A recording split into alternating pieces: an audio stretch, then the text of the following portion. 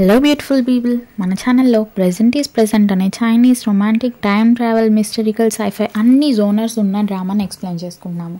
Sorry, కొంచెం ఈ episodes ఈ డ్రామాని పెట్టడానికి చాలా లేట్ అయింది. మర్చిపోయాను అసలు నేను ఈ డ్రామా గురించి. సో ప్రీవియస్ 3 ఎపిసోడ్స్ని ఎవరైనా చూడనట్లయితే ముందు ఆ ఎపిసోడ్స్ చూసి ఈ 4th ఎపిసోడ్ని చూసేసేయండి, అప్పుడే మీకు స్టోరీ లైన్ అర్థమవుతుంది.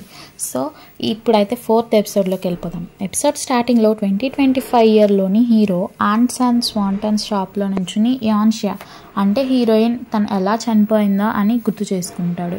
ఇంకా ఈసారి తనని డ్యూయల్ స్పేస్ ఫోన్ ఉంది అని నమ్మించాలని తన్ని MU కంపెనీ నుంచి క్విట్ అవ్వద్దు అని చెప్పాలి అనుకుంటాడు. కరెక్ట్గా టైం 12 o'clock అని మనకు చూపిస్తారు. నెక్స్ట్ సీన్లో హీరో అండ్ హీరోయిన్ 2024లో మాట్లాడుకోవడం చూపిస్తారు. హీరో యాన్షియాతో మనం రేపు చాలా చేయబోతున్నాం అని చెప్తాడు. తర్వాత హీరో రెడీ అయ్యి హీరోయిన్కి కూడా రెడీ కావడానికి బట్టలు అక్కడ పెట్టుంటాడు. హీరో ఇవాళ చాలా కాన్ఫిడెంట్గా ఉంటాడనమాట.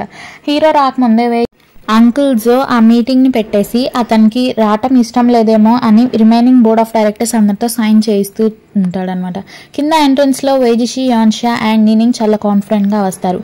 చెన్బో జోవే పిఏ కదా, అతను ఆల్రెడీ హీరో మనిషే కదా. జోవే అతన్ని మన కంపెనీకి సంబంధించిన షేర్స్ ఏవి ప్లే చెయ్యి అని చెప్తాడు. కానీ ఆ ఏవీలో జోవే అసలు రంగు తను చీటర్ అని ప్రూవ్ చేసే వీడియో ఫుటేజ్ ప్లే అవుతుంటుంది. బోర్డ్ ఆఫ్ డైరెక్టర్స్ అందరూ షాక్ అయిపోతారు దాన్ని చూసి. కరెక్ట్ టైంకి హీరో, హీరోయిన్ అండ్ నీనింగ్ ఎంట్రీ ఇస్తారు ఆ రూమ్లోకి. హీరో జోవేకి అయితే బుద్ధి చెప్తాడు. ఇంకా బోర్డ్ ఆఫ్ డైరెక్టర్స్ అందరికీ థ్యాంక్ యూ చెప్తాడు ఇప్పటి వరకు వాళ్ళ నాన్న వీళ్ళని కాపాడుతూ వచ్చినందుకు. నీనింగ్ని R&D డిపార్ట్మెంట్ హెడ్గా అండ్ యాన్షియాని MU కంపెనీకి న్యూ PR డైరెక్టర్గా నియమిస్తాడు. వేజోకి తను మోసపోయాడని, తన అసిస్టెంట్ చేతిలో మోసపోయాడని బాగా కోపం వస్తుంది. యాన్షియా అక్కడ జరిగేదాన్నంతా వీడియో రికార్డ్ చేస్తుంది. నీనింగ్ బోర్డ్ ఆఫ్ డైరెక్టర్స్ అందరినీ షేర్స్ని చూపించడానికని తీసుకెళ్తుంది.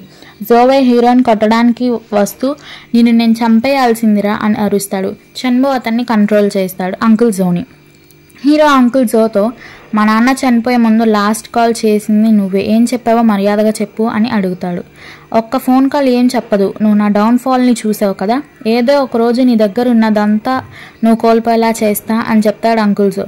చెన్బో సెక్యూరిటీని పిలిచి జోవేని అక్కడి నుంచి తీసుకెళ్ళిపోతాడు. తర్వాత సీన్లో డాక్టర్ షింగ్నాన్ హీరోకి యాన్షియాని ఎలా పడేయాలో నేర్పుతాడనమాట ట్రిక్స్. హీరో డాక్టర్ సింగ్ అండ్ నీనింగ్కి యాన్షియా డ్రీమ్స్ గురించి ఇంకా వాటిని నిజం చేయడానికి ట్రై చేస్తాను అని చెప్తుంటాడు. యాన్షియా PR డైరెక్టర్ క్యాబిన్లోకి వెళ్ళి చాలా ప్రౌడ్గా ఫీల్ అవుతుంది. వీళ్ళు హ్యాపీగా ఉన్న ఈ మూమెంట్లో హీరోకి ఎవరో కాల్ చేస్తారనమాట. ఆ కాల్ ఏంటి అని డాక్టర్ సింగ్ హీరోని అడిగితే హీరో వాళ్ళతో ఇలా చెప్తాడు. జోవే దారిలో తప్పించుకున్నాడంట, ఎవరో తన్ని దారి మధ్యలోనే తప్పించేశారంట అని చెప్తే వాళ్ళందరూ షాక్ అయిపోతారు. నీనింగ్ హీరోతో నేను యాజ్ సూన్ యాజ్ పాసిబుల్ జోవేని ట్రాక్ చేస్తాను, మరి యాన్షియా సంగతి ఏంటి అని అడుగుతుంది. హీరోకి యాన్షియా అప్పుడే రెసిగ్నేషన్ లెటర్ ఇచ్చేస్తుంది. ఎందుకు నీకు ఈ జాబ్ నచ్చలేదా అని హీరోయిన్ అడిగితే తను సమాధానంగా అలా ఏం కాదు, నువ్వు నా మీద అంత కైండ్నెస్ని చూపించడం నాకు నచ్చలేదు, ఇక నుంచి మన ఇద్దరి మధ్య ఎలాంటి గొడవలు లేవు అని చెప్పి వెళ్ళిపోతుంటే హీరో తనతో జోవేని ఎవరో దారిలో తప్పించారు, నువ్వు ఇంకా జాగ్రత్తగా ఉండాలి, లేకపోతే నేను నిన్న ఇంటి దగ్గర డ్రాప్ చేయమని అడగనా అంటే యాన్షియా ఏం పర్లేదు థ్యాంక్స్ నేనే వెళ్ళిపోతాను అని చెప్తుంది. తర్వాత యాన్షియా సన్స్ షాప్కి వస్తే ఆ ఆంటీ తనతో నేను మా అమ్మాయి డెలివరీకి హాస్పిటల్కి వెళ్తున్నాను అని చెప్పి వెళ్ళిపోతుంది తన కళ్ళ ముందే. అప్పుడే కరెక్ట్గా 12 o'clock ఆఫ్టర్నూన్ అవడంతో ఫ్యూచర్ నుంచి హీరో తనకి కాల్ చేస్తాడు. హీరోయిన్ ఫ్యూచర్ హీరోని నీకు విన్నింగ్ నెంబర్ ఎలా తెలుసు, అసలు ఎక్కడున్నావు నువ్వు అని అడిగితే హీరో ఆ ఆంటీకి ఫోన్ ఇస్తాడు. ఆవిడేమో హీరోయిన్తో ఎందుకని నువ్వు ఇన్ని రోజులైనా కూడా వెనక్కి తిరిగి రాలేదు, నా మనవరాలకి ఫస్ట్ బర్త్డే కూడా దగ్గరికి వచ్చేస్తుంది, అసలు ఇంతకీ ఎక్కడున్నావు అని మాట్లాడుతుంది. హీరోయిన్ చాలా కన్ఫ్యూజింగ్గా ఉంటుందన్నమాట. ఇప్పుడే కదా నా కళ్ళ ముందు వెళ్ళింది ఆంటీ, మళ్ళీ ఫోన్లో ఎలా మాట్లాడుతుందబ్బా అని. మనకేమో future hero and present heroine ఒకే ప్లేస్లో ఉన్నట్టు చూపిస్తారు. అయితే నిజంగానే నువ్వు ఫ్యూచర్లో ఉన్నావా, ఇప్పుడు అక్కడి నుంచే నాకు కాల్ చేస్తున్నావా అని అడగగానే హీరో తనకి ఆ ఫోన్ గురించి ఇంకా ఏ టైంలో అది పనిచేస్తుందో చెప్పి ఏదేమైనా కానీ నువ్వు MU కంపెనీలో జాబ్ క్విట్ చేయొద్దు ప్లీజ్, వేజిషిని వదలొద్దు, ఇది 2 minutes మాత్రమే సిగ్నల్ ఉంటుంది అని ఫినిష్ చేస్తాడు. యాన్షియా ఏమో నేను ఇప్పుడే జాబ్ రిజైన్ చేసి వచ్చాను అని మాట్లాడే లోపే ఆ కాల్ కట్ అయిపోతుంది. మళ్ళీ కాల్ చేసినా కూడా ఆ నంబర్ అన్అవైలబుల్ అని వస్తుంటుంది. అప్పుడే తనకు కూడా కూడా అర్థమవుతుంది ఇది నిజంగానే ఫ్యూచర్ నుంచి వచ్చిన కాల్ అని. నెక్స్ట్ మార్నింగ్ హీరోయిన్ మళ్ళీ ఆఫీస్కి వచ్చేస్తుంటుంది. వేజిషిని ఇంటర్వ్యూ చేయడానికి రెడీ చేస్తారు. ఇంటర్వ్యూకి ముందు హీరో అండ్ హీరోయిన్ కంపెనీ గురించి మాట్లాడుకుంటారు. తర్వాత ఇంటర్వ్యూ జరుగుతున్నప్పుడు హీరో ఎలా చేస్తున్నాడో చూడడానికని యాన్షా వెనక్కి వస్తుంది. తర్వాత ఆన్లైన్ అండ్ న్యూస్లో మొత్తం హీరో కొత్తగా డెవలప్ చేసిన క్వాంటమ్ కమ్యూనికేషనే నడుస్తుందన్నమాట ట్రెండింగ్లో. హీరో ఫస్ట్ టైం సీఈఓగా బాధ్యతలు తీసుకున్నాక చేసిన ఫస్ట్ ఇంటర్వ్యూ ఇది. కొన్ని రోజుల తర్వాత హీరో అండ్ హీరోయిన్ పెట్ మార్కెట్కి వచ్చి ఒక బర్డ్ని కొంటారు. హీరోయిన్ దీన్ని కూడా రికార్డ్ చేసింది. హీరోయిన్ ఆ సిచ్యువేషన్ని ఫిల్మ్ చేసి ఉంటుంది. తర్వాత హీరోయిన్ ఒక రెస్టారెంట్లో తన బ్లైండ్ డేట్ని కలవడానికి వెయిట్ చేస్తుంటుంది. హీరో కూడా అదే రెస్టారెంట్లో హీరోయిన్కి తెలియకుండా అయితే తన కోసం వెయిట్ చేస్తుంటాడంట. పేషెంట్ అనే పర్సన్తో హీరోయిన్ బ్లైండ్ డేట్ అనమాట ఆ రోజు. హీరో డాక్టర్ సింగ్తో ఫోన్లో మాట్లాడుతూ ఉంటాడు తను కొన్న పెట్ ప్యారెట్ గురించి. పేషెంట్ అన్ని తాను హీరోయిన్కి ఇంట్రడ్యూస్ చేసుకుంటాడు. తను కూడా ఎంయూ కంపెనీలో ఎంప్లాయ్ అయినంట R&D బ్రాంచ్లో.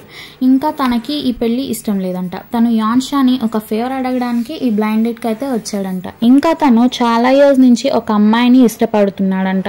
వాళ్ళు మాట్లాడుకుంటుంటే హీరో వాళ్ళ కళ్ళ ముందు నుంచే వెళ్తాడు. డాక్టర్ సింగ్ ఏమో హీరోని నువ్వెవరో యాన్షాకి చెప్పేయి కదా అదే మంచిది అని ఫోర్స్ చేస్తాడు.